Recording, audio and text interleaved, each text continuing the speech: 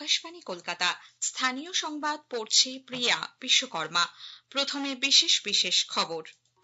দক্ষিণ চব্বিশ পরগনার মহেশতলায় গতকালের দুই গোষ্ঠীর সংঘর্ষের পর পরিস্থিতি এখনো থমথমে। গ্রেপ্তার 18 জন। কেন্দ্রীয় মন্ত্রী সুকান্ত মজুমদার বলেছেন, মমতা ব্যানার্জির শাসনে হিন্দুরা সুরক্ষিত নয়। অন্যদিকে পুর ও নগর উন্নয়ন মন্ত্রী ফিরহাদ হাকিম জানিয়েছেন, আইন আইনের পথে চলবে। ঘটনার প্রতিবাদে আজ বিধানসভা অচল করে দেওয়ার হুঁশিয়ারি বিরোধী দলনেতার। কলকাতা হাইকোর্টে আজ ফের প্রাথমিকে 32,000 শিক্ষকের চাকরি বাতিল সংক্রান্ত মামলার শুনানি শুরু হচ্ছে। যোগ্যদের চাকরিতে পুনর্বহালের দাবিতে আজ এসএসসি ভবন অভিযানের ডাক দিয়েছে যোগ্য শিক্ষক শিক্ষিকা অধিকার মঞ্চ। বহরমপুরে কলেজ ছাত্রীকে কুপিয়ে খুনের ঘটনায় দোষী সুশান্ত চৌধুরীর মৃত্যুদণ্ড রদ করে আমৃত্যু কারাবাসের নির্দেশ কলকাতা হাইকোর্টের। বকেয়া মহার্ঘ ভাতা মেটানো নিয়ে অন্তর্বর্তীকালীন নির্দেশের বেশ কিছু পরিবর্তন চেয়ে সুপ্রিম কোর্টের দ্বারস্থ হয়েছে রাজ্য সরকার। 16 তারিখের আগে দক্ষিণবঙ্গে বর্ষা প্রবেশের সম্ভাবনা নেই বলে জানিয়েছে আবহাওয়া দপ্তর। আসছে বিস্তারিত খবরে। দক্ষিণ চব্বিশ পরগনার মহেশতলায় দোকান বসানোকে কেন্দ্র করে দুই গোষ্ঠীর মধ্যে দফায় দফায় সংঘর্ষের পর পরিস্থিতি এখনো থমথমে। সম্পূর্ণ এলাকা কার্যত বন্ধের চেহারা নিয়েছে। বন্ধ রয়েছে দোকানপাট, এলাকায় টহল দিচ্ছে পুলিশ। রবীন্দ্রনগর এলাকায় জারি রয়েছে ন্যায় সংহিতার 163 ধারা। ঘটনায় গ্রেপ্তার 18 জন। কলকাতার পুলিশ কমিশনার মনোজ ভার্মা গতকাল ঘটনাস্থলে যান। রবীন্দ্রনগরে গোলমালের সূত্রপাত হলেও ক্রমে তা বজবজ, গোবিন্দনগর এবং মেটিয়াবুরুজের একাধিক এলাকায় ছড়িয়ে পড়ে। ভাঙচুর চলে একাধিক দোকানে, অগ্নিসংযোগ করা হয় বেশ কয়েকটি মোটর বাইকে। উত্তেজিত জনতাকে নিয়ন্ত্রণে আনতে গেলে পুলিশকে লক্ষ্য করে ছোড়া হয় ইট পাথর। কয়েকটি বাড়ির ছাদ থেকেও পাথর ছোড়ার অভিযোগ উঠেছে। আগুন ধরিয়ে দেওয়া হয় পুলিশের গাড়িতেও। পরিস্থিতি মোকাবিলায় কাঁদানে গ্যাসের শেল ছড়ে পুলিশ। জখম হন ডিসি পোর্ট সহ 14 জন পুলিশ কর্মী। বিজেপির রাজ্য সভাপতি সুকান্ত মজুমদার এই ঘটনার জন্য রাজ্য সরকারকেই দায়ী করে বলেছেন, মমতা ব্যানার্জির শাসনে হিন্দুরা সুরক্ষিত নয়। যে ঘটনা ঘটেছে আরো একবার চোখ খুলে দিল বাংলার মানুষের। আমরা এবং বিজেপি অর্থাৎ বিজেপির নেতারা যে কথাটা বলে আসছে, মমতা বন্দ্যোপাধ্যায়ের শাসনে হিন্দুরা সুরক্ষিত নয়। মমতা বন্দ্যোপাধ্যায়ের পুলিশ বাঁচাতে পারবে না। পুলিশ কিন্তু একটা লাঠিচার্জ করায়নি, একটা গুলি চালায়নি। মেটিয়াবুরুজ থেকে হাজার হাজার লোক তারা গিয়ে হাঙ্গামা করেছে। বাঙালি ভাবুন, আগামী দিনে আপনাদের চরম বিপদ অপেক্ষা করছে যদি না সচেতন হন। তিনি আজ ঘটনাস্থলে যেতে পারেন বলে খবর। এদিকে বিরোধী দলনেতা শুভেন্দু অধিকারী মহেশতলার ঘটনা নিয়ে রাজ্য জুড়ে গৈরিক পতাকা হাতে শান্তিপূর্ণ প্রতিবাদের আহ্বান জানিয়েছেন। একই সঙ্গে এই ঘটনার প্রতিবাদে আজ বিধানসভা অচল করে দেওয়ার হুঁশিয়ারি দিয়েছেন তিনি। পরিস্থিতি সামলাতে পুলিশ প্রশাসনের ব্যর্থতা নিয়ে প্রশ্ন তুলেছে সিপিআইএম এবং কংগ্রেসও। এদিকে পুর ও নগর উন্নয়ন মন্ত্রী মেয়র ফিরহাদ হাকিম বলেছেন, পুলিশ তার কাজ করছে, কেউই আইনের ঊর্ধ্বে নয়। পুলিশ পুলিশের কাজ করবে। আমাদের এই বাংলায় হিংসার কোনো জায়গা নেই। এখানে আমরা শান্তিপূর্ণভাবে ছিলাম, আছি, থাকবো। যদি কিছু ক্রিমিনাল তারা বিঘ্ন করার চেষ্টা করে, আইন কঠোরভাবে তার প্রতিরোধ করবে। কলকাতা হাইকোর্টে আজ ফের 2016 প্রাথমিকে 32,000 শিক্ষকের চাকরি বাতিল সংক্রান্ত মামলার শুনানি শুরু হচ্ছে। বিচারপতি তপব্রত চক্রবর্তী ও বিচারপতি ঋতব্রত কুমার মিত্রের ডিভিশন বেঞ্চে আদালতের গ্রীষ্মকালীন অবকাশের আগে এই মামলার শুনানি শুরু হয়েছিল। এর আগে শুনানিতে রাজ্যের অ্যাডভোকেট জেনারেল কিশোর দত্ত প্রাথমিক শিক্ষা পর্ষদের তরফে আদালতে জানান, ওই নিয়োগে কোনো আর্থিক লেনদেন হয়নি। দুর্নীতি শব্দটির রীতিমতো অপপ্রয়োগ করা হচ্ছে বলেও তিনি উল্লেখ করেন। আজও তিনি তার বক্তব্য পেশ করবেন। যোগ্যদের চাকরিতে পুনর্বহালের দাবিতে আজ এসএসসি ভবন অভিযানের ডাক দিয়েছে যোগ্য শিক্ষক শিক্ষিকা অধিকার মঞ্চ। বিধাননগরের করুণাময়ী মোড়ে জমায়েত হয়ে এসএসসি ভবনের দিকে মিছিল করে যাবেন চাকরি হারানো শিক্ষক ও শিক্ষাকর্মীরা। সংগঠনের আহ্বায়ক মেহবুব মণ্ডল বলেন, সুপ্রিম কোর্টে রিভিউ পিটিশনের ফলাফল না দেখে নতুন নিয়োগ পরীক্ষার ফর্ম ফিল আপ করানো যাবে না।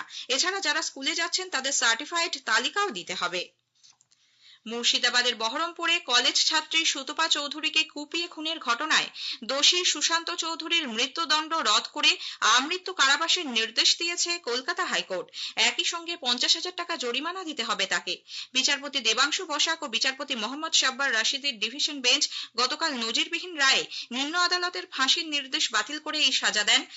সাধারণত যাবজ্জীবন বা আমৃত্যু কারাদণ্ডে দণ্ডিতরা 12 বছর পর তাদের সাজার মেয়াদ কমানোর আবেদন করতে পারে, কিন্তু হাইকোর্টের নির্দেশ অনুযায়ী আগামী 40 বছর সুশান্ত সেই আবেদন করতে পারবে না। হাসপাতালের গাফিলতিতে রোগী মৃত্যুর জেরে স্বাস্থ্য কমিশনের দেওয়া 5 লক্ষ টাকা ক্ষতিপূরণের নির্দেশকে চ্যালেঞ্জ জানিয়ে দায়ের করা আবেদন খারিজ করে দিয়েছে কলকাতা হাইকোর্ট।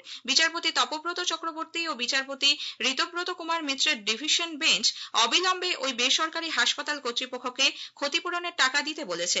এর আগে সিঙ্গেল বেঞ্চও একই নির্দেশ দিয়েছিলেন। কাজের প্রলোভন দেখিয়ে উত্তর 24 পরগনার সোদপুরের বাসিন্দা এক তরুণীকে হাওড়ার ডোমজুড়ে নিয়ে গিয়ে আটকে রেখে শারীরিক ও মানসিক নির্যাতনের ঘটনায় মূল অভিযুক্ত শ্বেতা খানকে পুলিশ গ্রেপ্তার করেছে। গত সন্ধ্যায় আলিপুর থেকে তাকে ধরা হয়। এর আগে সকালে শ্বেতার ছেলে আরিয়ান খানকে গলফগ্রিন এলাকা থেকে গ্রেপ্তার করে পুলিশ। গতকাল তাকে হাওড়া আদালতে তোলা হলে 10 দিনের পুলিশ হেফাজত হয়েছে। এফআইআর এ নাম থাকা আরিয়ানের বোন 12 বছর বয়সী জোয়া খানকেও পুলিশ আটক করে গতকাল তাকে হোমে পাঠানো হয়েছে। এদিকে এই ঘটনায় জাতীয় মহিলা কমিশন স্বতঃপ্রণোদিত হয়ে রাজ্য পুলিশের ডিজি রাজীব কুমারকে চিঠি পাঠিয়ে অ্যাকশন টেকেন রিপোর্ট তলব করেছে।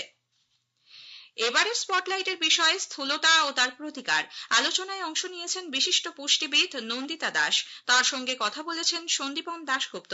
2 পর্বের অনুষ্ঠানটির দ্বিতীয় পর্ব প্রচারিত হবে আজ রাত 8:30টায় আকাশবাণীর সঞ্চয়িতা প্রচার তরঙ্গ এবং সোশ্যাল মিডিয়া প্ল্যাটফর্মে।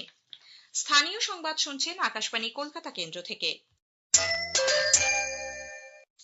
আমাদের সংবাদ শোনা যাচ্ছে ইউটিউব চ্যানেল আকাশবাণী সংবাদ বাংলা, ফেসবুক ও ইনস্টাগ্রাম আকাশবাণী সংবাদ কলকাতা এবং এক্স হ্যান্ডেল AIR নিউজ কলকাতাতে। বকেয়া মহার্ঘ ভাতা মেটানো নিয়ে অন্তর্বর্তীকালীন নির্দেশের বেশ কিছু পরিবর্তন চেয়ে সুপ্রিম কোর্টের দ্বারস্থ হয়েছে রাজ্য সরকার। নবান্ন সূত্রে খবর, সর্বোচ্চ আদালতের নির্দেশের কয়েকটি ক্ষেত্রের সুস্পষ্ট ব্যাখ্যা চেয়ে আবেদন করা হয়েছে। তবে সেই সঙ্গে শীর্ষ আদালতের নির্দিষ্ট করে দেওয়া সময়ের মধ্যে বকেয়া মহার্ঘ ভাতা দেওয়ার প্রস্তুতিও শুরু করেছে নবান্ন। কলকাতার garden reach ship builders and engineers limited গবেষণা জাহাজ নির্মাণে জিওলজিক্যাল সার্ভে অব ইন্ডিয়ার সঙ্গে একটি চুক্তি স্বাক্ষর করেছে। এর আওতায় 2টি বিশেষ গবেষণা জাহাজ তৈরি করা হবে। ন্যাশনাল ট্রেডার্স ওয়েলফেয়ার বোর্ড প্রধানমন্ত্রীর ভোকাল ফর লোকাল স্লোগানকে বাস্তবায়িত করতে ব্যবসায়িক সংগঠনগুলিকে নির্দেশ দিয়েছে।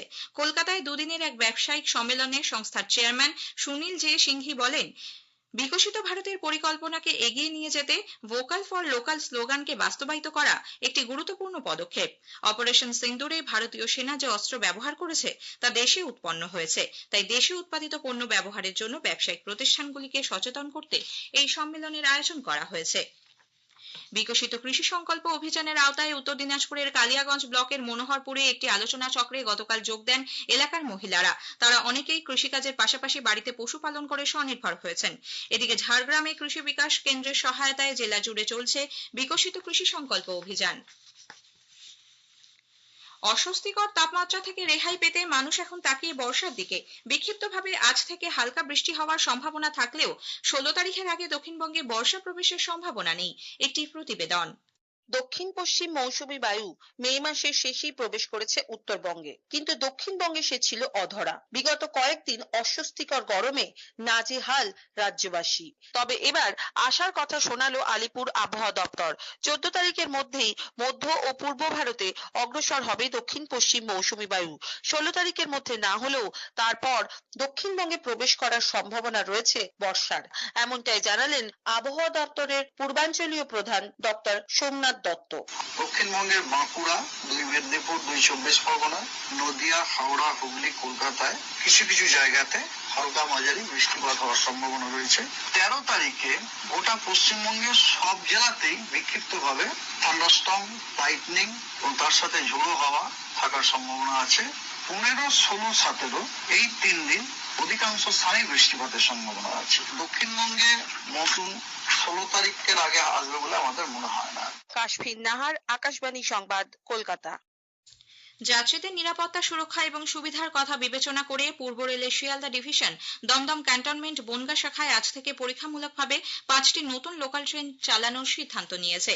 বনগা, দমদম ক্যান্টনমেন্ট এবং বারাসাতের মধ্যে সকাল ও বিকেলে অফিসের ব্যস্ত সময়ে এই নতুন লোকাল ট্রেন চালানো হবে। শেষ করার আগে স্থানীয় সংবাদের বিশেষ কিছু অংশ আরও একবার। দক্ষিণ 24 পরগনার মহেশতলায় গতকালের 2 গোষ্ঠীর সংঘর্ষের পর পরিস্থিতি এখনো থমথমে। গ্রেপ্তার 18 জন। কেন্দ্রীয় মন্ত্রী সুকান্ত মজুমদার বলেছেন, মমতা ব্যানার্জির শাসনে হিন্দুরা সুরক্ষিত নয়। অন্যদিকে পুর ও নগর উন্নয়ন মন্ত্রী ফিরহাদ হাকিম জানিয়েছেন, আইনের পথে চলবে। ঘটনার প্রতিবাদে আজ বিধানসভা অচল করে দেওয়ার হুঁশিয়ারি বিরোধী দলনেতার। স্থানীয় সংবাদ শেষ হলো। এর পরের খবর সকাল 9:15 মিনিটে।